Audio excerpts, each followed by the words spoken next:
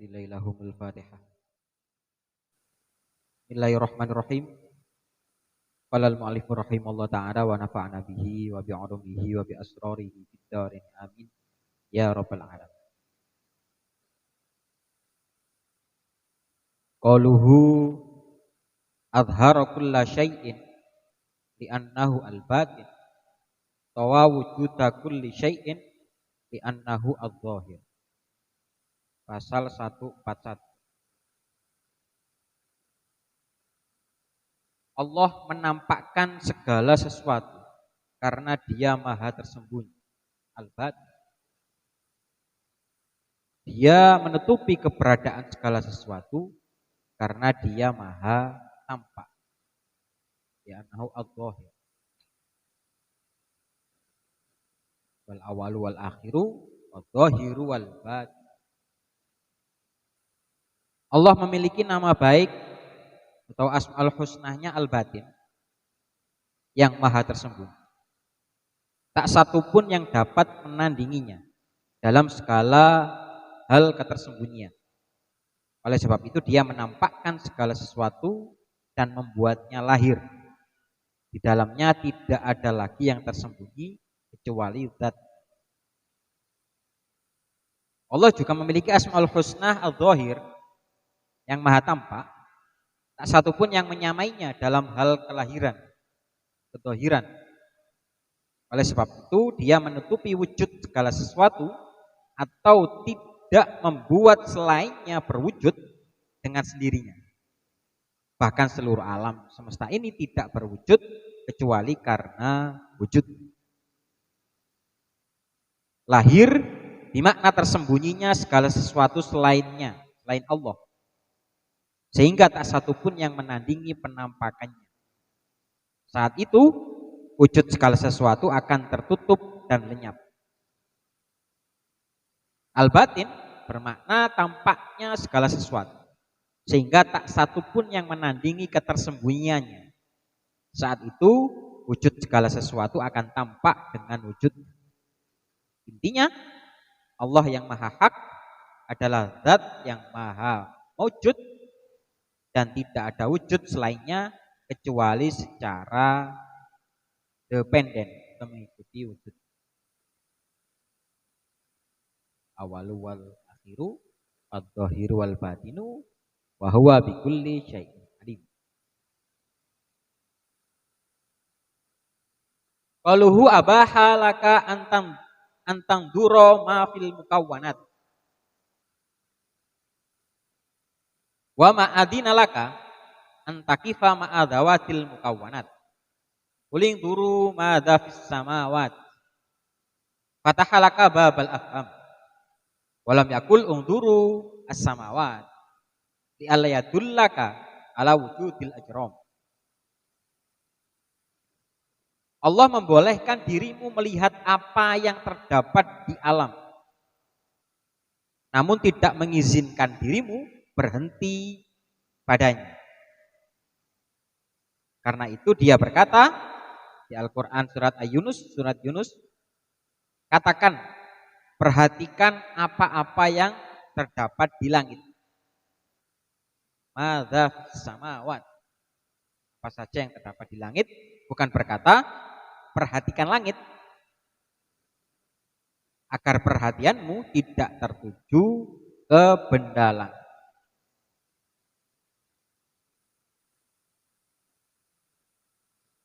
Allah memerintahkanmu melihat alam semesta sebagai bukti keindahannya, atau menyapukan pandangan hatimu ke sana agar kau menyaksikan bahwa Dia ada di alam semesta dan tampak di sana.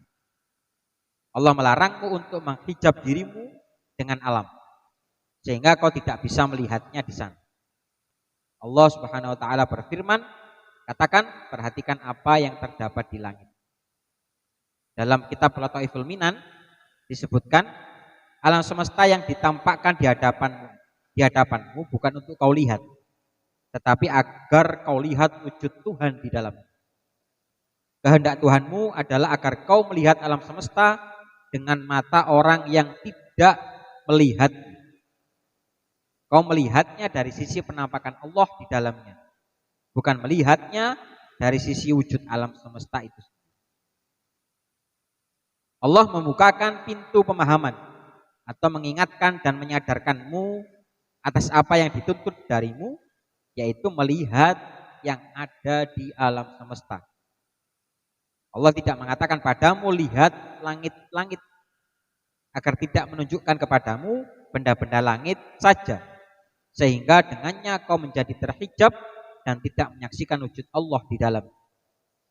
Hal itu juga dimaksudkan agar alam semesta tidak menjadi fokus dan tujuanmu, karena ia hanyalah wasilah dan media.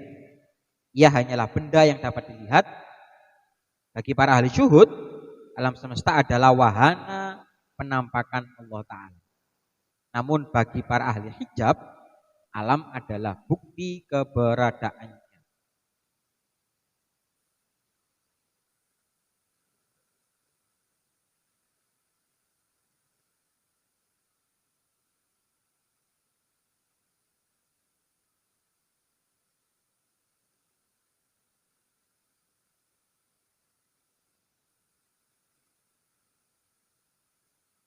Qauluhu al-aqwanu sabitatun bi isbati wa mamhuwatun bi ahadiyati dzati. Alam ataupun sesuatu yang ada,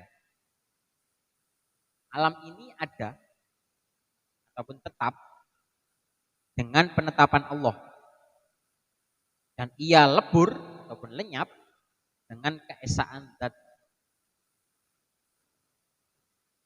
Pada mulanya alam semesta ini tidak ada. Alam semesta memiliki sifat wujud dengan penetapan Allah Ta'ala terhadapnya atau dengan penampakannya di dalamnya. Ketetapan alam ini bersifat relatif karena tidak ada yang mutlak kecuali Allah. Oleh karena itu Ibnu Athaillah berkata, alam lenyap dengan keesaan zat.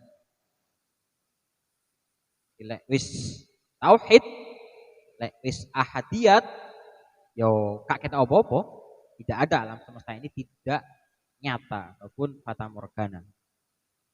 Siapa yang melihat kepada keesaan zatnya, maka ia tidak akan mendapati alam ini tetap dan berwujud. Alam memiliki sifat tetap dengan memandang kepada keesaan Allah. Menurut orang-orang arif, keesaan maknanya adalah kemurnian, kemutlakan, dan keterbebasan dari penampakan pada alam semesta.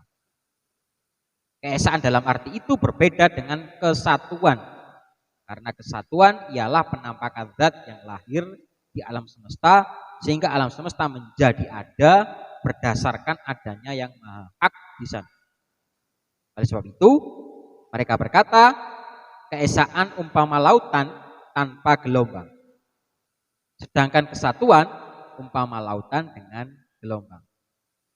Bagi mereka Allah Ta'ala seumpama lautan, dan alam semesta ini seperti gelombang yang digerakkan oleh lautan itu. Gelombang tentu berbeda dengan lautan. Inilah tauhid orang-orang arif. Dalam kitab ini Ibnu Athaillah mengulang-ulang ungkapannya tentang hal ini. Ia mengatakannya dengan berbagai ungkapan berbeda untuk mewujudkan yang benar dan menyingkirkan yang batil dari dirimu. Sebagian orang membahasnya secara khusus dalam satu karya tersendiri atau membahasnya dalam pembahasan tentang wahdatul wujud atau kesatuan wujud. Lahuna Allahu Ta'ala a'lam.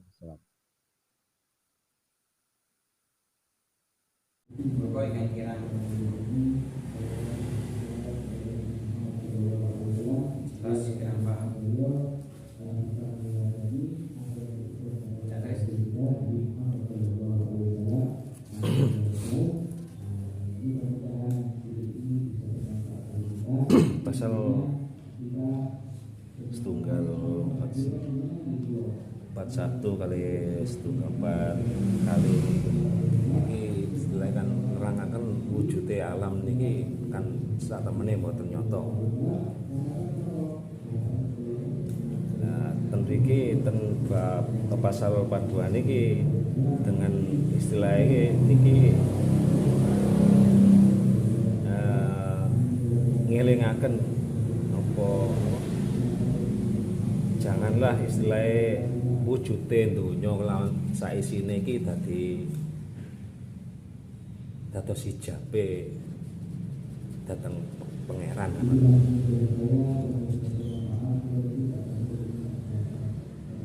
Mriki nggih diterangaken bahwa wujudnya alam ini sebagai bukti wujudnya Allah dan istilahnya jangan sampai kita terhijab dengan wujudnya alam niki.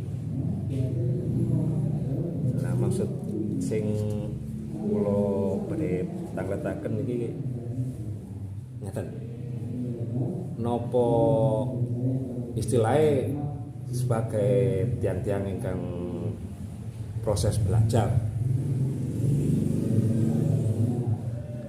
napa melihat Allah wonten sak lebete alam semesta niki dengan istilahnya pun ngerasa niki bahwa sedaya alam niki peran utamane Allah napa ngoten mawon niki saking proses belajar anggone proses belajar kecuali lek 143 niki kan yang ngarep niki kan pun istilahnya pun boten wonten alam semesta niki namung dadi Allah mawon kan ngoten.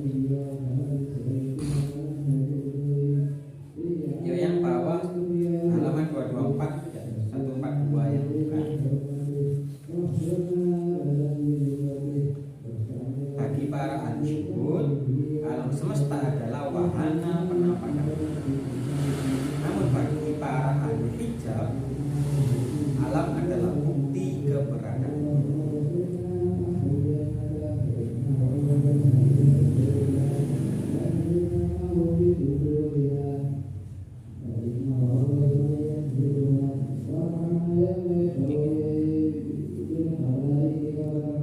Jadi kalau kita ya kategorinya ya ahli hijab ini. Kita kategorinya ahli hijab.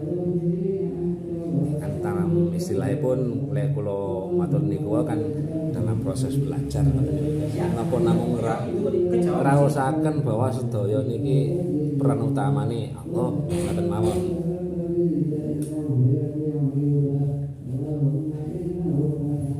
Lah iya kan ini kan ono dua orang ini ono syukur ono haji ono kiai.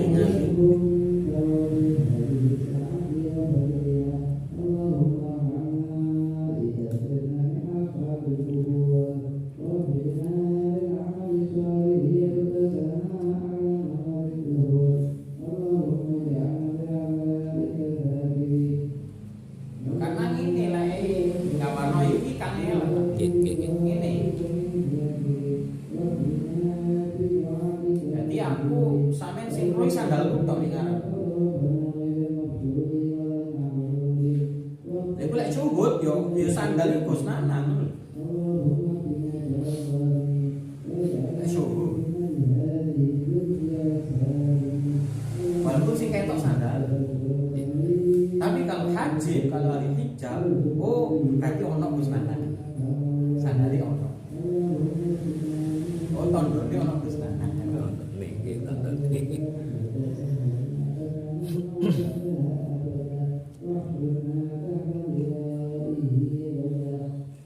Karena dari awal ini kan ono proses kemesraan, ono proses cinta, ono proses ta'alluq ketergantungan itu. Lha wong seneng tenan lho, mabuk tok lho jare. Ketok blegere yo enggak. Seneng tenan. Durung rupane lho. Iya nggih. Lek sampean alam semesta lho gak contoh lah.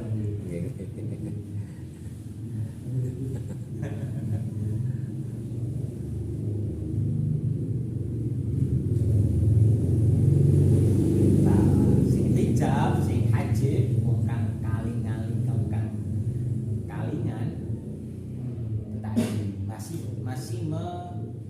bahas fisik, masih membahas materi ya. Bahasanya materi, yang menjadi acuan materi. Oh, itu wujudnya oleh Pak.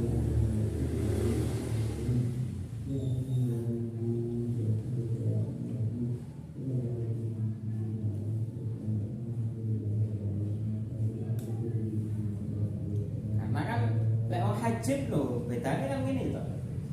Tak contohnya sandal. Loh iya lek sandal kok situ, kan ngono lek wong haji. Lek aku gonta-ganti sandal. Bisa jadi ya dia salah.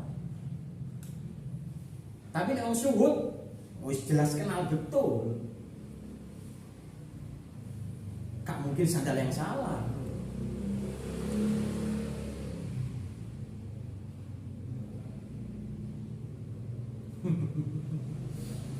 Karena itu mau level cintanya kayak gitu.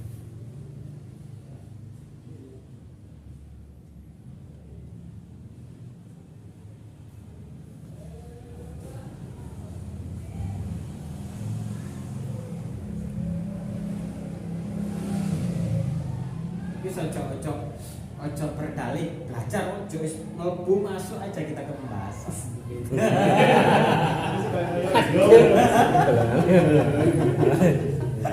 Ya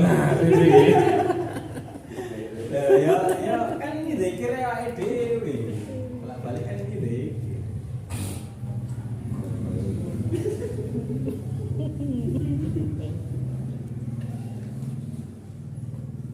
Kon ya, Res. Iya. Pin.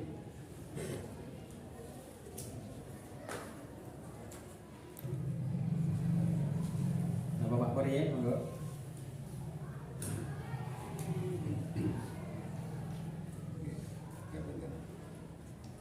Pasal ini memang aku mengenai tentang kepleset ketika memahami.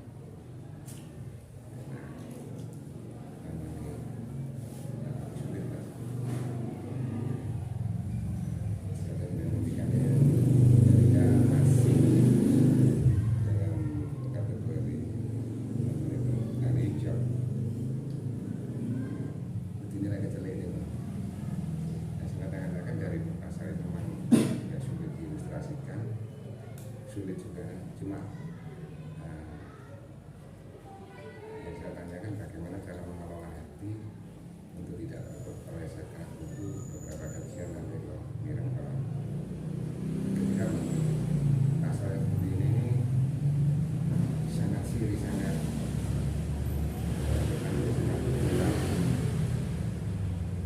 yang saya tanyakan adalah bagaimana cara mengelola hati ini supaya tidak terpeleset.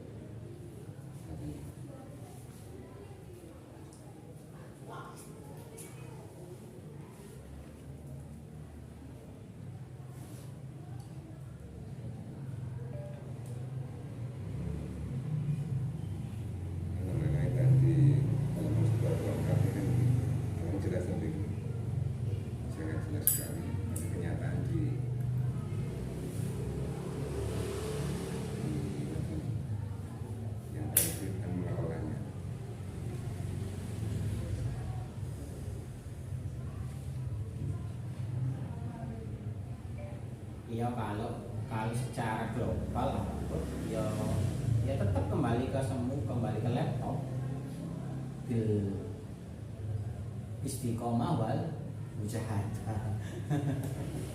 Secara global tetap seperti ini. Tapi keterangan 144, 145 kan konten. 144, 145 itu ada.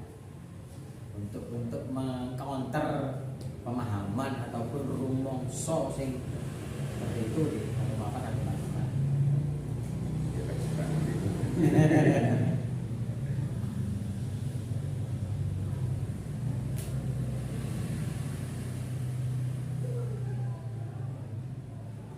Ya kok Gusti Allah toh Pak Bu. Wong manusia itu lho, kan bleger ambek dohir ambek batin ini lho wis abon.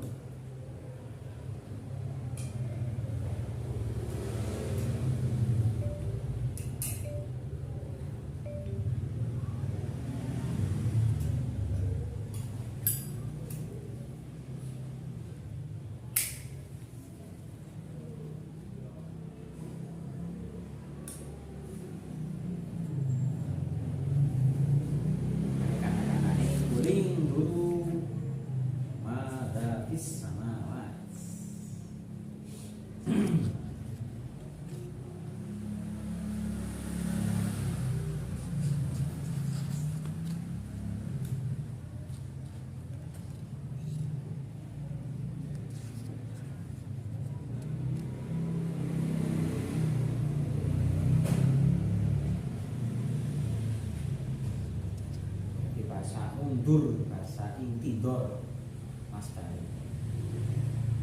Undur itu perhatikan, ya perhatikan ini apa?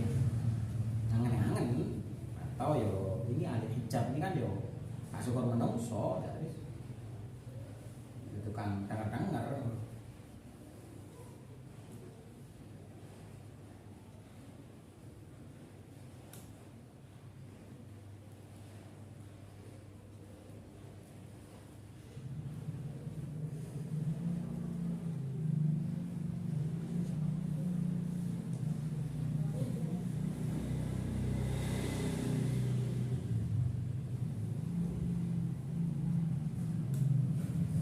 Dan pastinya Pak Bud, dari istiqomah dan mujahadah itu muncul kok rasa butuh, rasa tidak punya apa-apa, rasa lemah dan lain-lain itu pasti ada.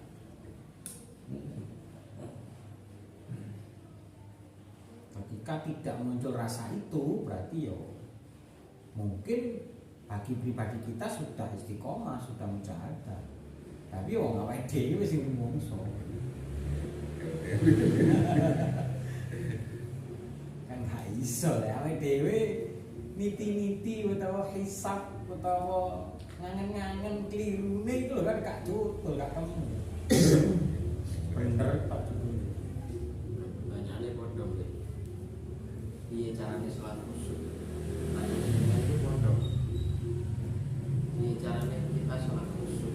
Orang carane sholat khusyuk itu tidak ada metodenya, kecuali dengan istiqomah rutin istiqomah dilakoni.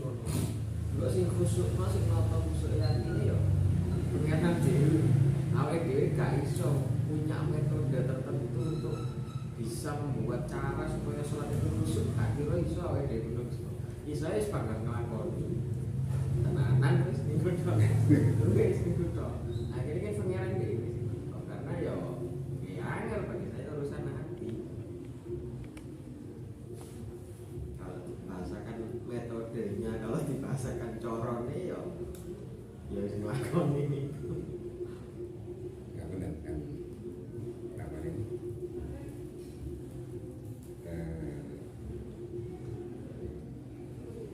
niki wonten korelasinya wonten kali ketika ada kanjeng Rama sing belajar Rasul ketika belajar Rasul kan Rasul apa wonten korelasinya kali tapi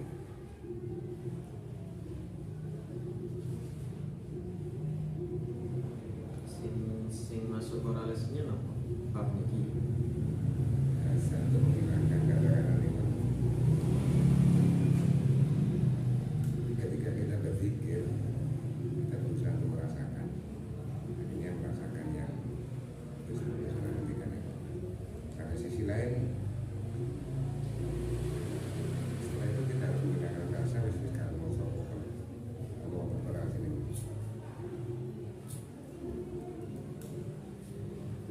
apa dari bentuk istiqomah itu kalau kita harus menyangka harus kami Saya terlalu ribet Mas. akhirnya rentan Terlalu ribet. Terus tunggale bolak-balik apa?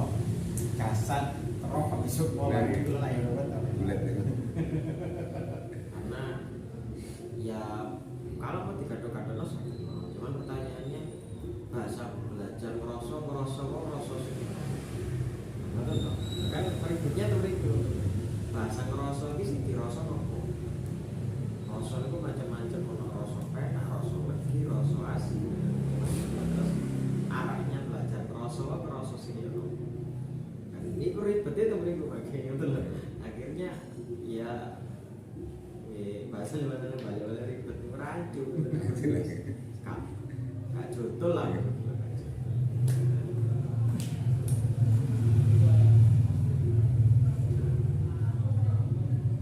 Iya, bukan salah, cuman ketika bagi saya bahasa di kitab ini justru mempermudah,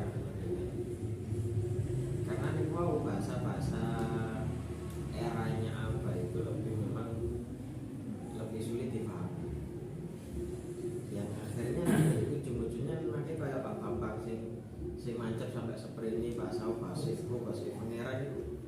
ujung-ujungnya nanti kalau enggak bener-bener matang, enggak bener-bener paham betul mau lain ini. Ya, Syariat gak patenya. statement remeh lah Pak. Ganti duit aku. Itu kan si jiwa betul. Ganti duit jenengan, ganti bulan lebih. Ulang ya kan? Saya itu. Dia secara spesifik kan, ketika kita merasakan nyaman, merasakan nikmat. Ya. Terus kadang-kadang juga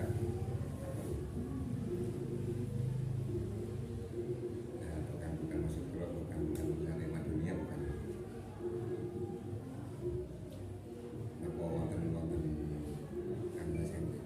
Belanggi lah Pak. Saya mencontohkan yang remeh-remeh saja, yang receh lah bahasa sekarang. Ganti duit itu loh, itu per individu itu loh beda Pak. Ya, dan akhirnya dari hal receh itu kalau kita naikkan kan yo relatif sekali. Makanya di KI pemahaman, KI koita sing taku itu kan yo biar gak keluar jauh.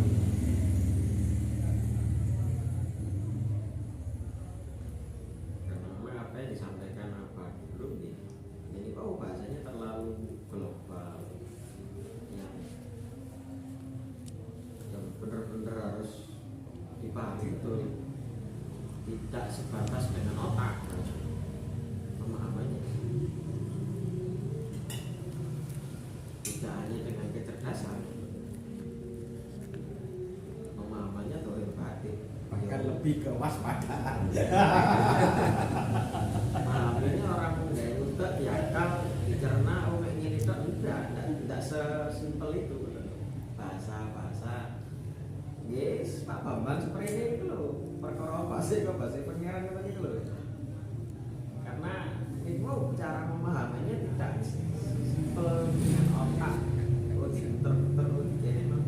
Justru kita ini karena kalau tulisannya ini karena hikam ini jadi penengah antara syariat dengan hakikat, makanya ini jadi acuannya pondok pesantren karena memang tata bahasanya lebih gampang lah, lebih mudah dipahami, mau ngakeh bang, enak lah. Ya walaupun dia bodoh-bodoh atau model, tapi nggak seheboh dengan bahasanya apa dulu, karena bahasanya apa lebih jelimet lagi. Bahasanya sederhana sepele, tapi jelimet asli.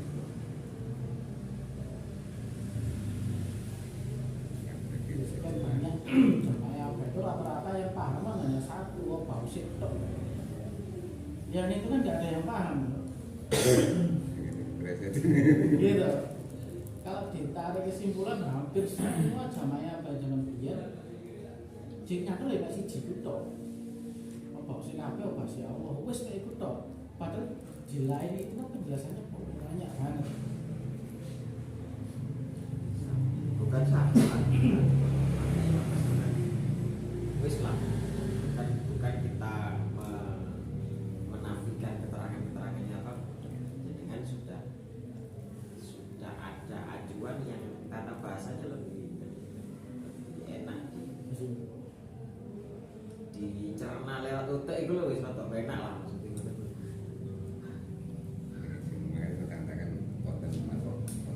Korelasi ini jauh, karena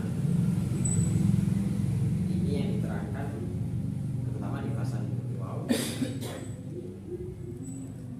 ya hanya menerangkan tentang kaidah ya pasal ini, acuan-acuan atau tengger-tengger ciri-ciri dan macam-macam. Sedangkan pasal ini, wow, pasal ini apa nih yang ngomong kenal itu kan praktek dari beberapa pasal dan pasal-pasal selanjutnya juga.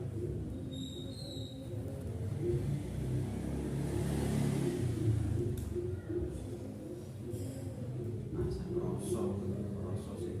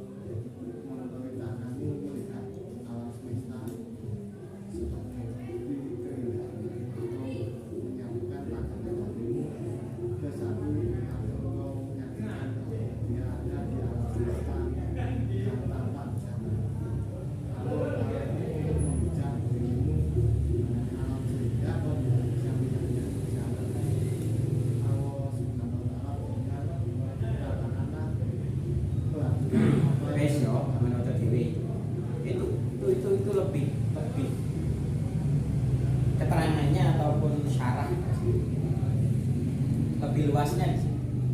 Terus terakhir dewe yaitu mau bagi ahli syuhud, alam semesta adalah wahana penampakan Allah Ta'ala. Bagi ahli hijab, alam adalah bukti keberadaan.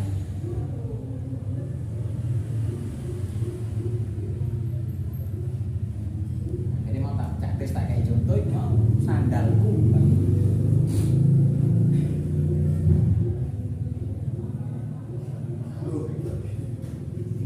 Apa?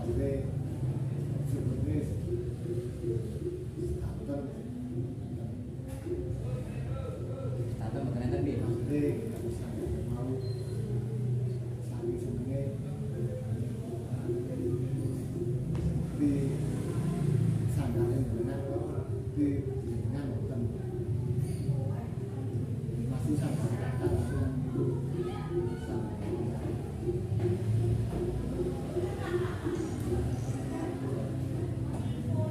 Kaono tafsirane. Jadi bagi ahli syuhud, tak gampangno sandal mah. Yo ketika ngerti sandalku iku mah, hari itu, jam itu, detik itu, ya memang aku ono lho.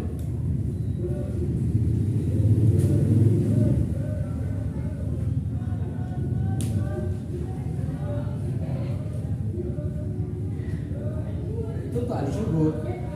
Karena syuhud itu padha ambek asyhadu an la ilaha illallah.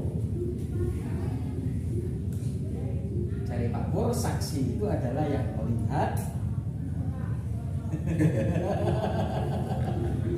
menyaksikan dan mengamati kan ngono. Yo roh tenan.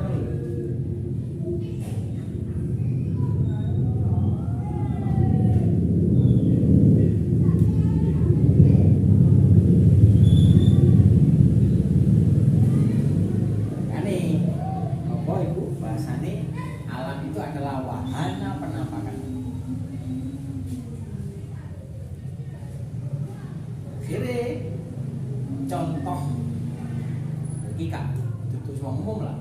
Biasane wong cacat itu kan guyu dhewe, terus nangis dan lain-lain. Seperti itu praktek.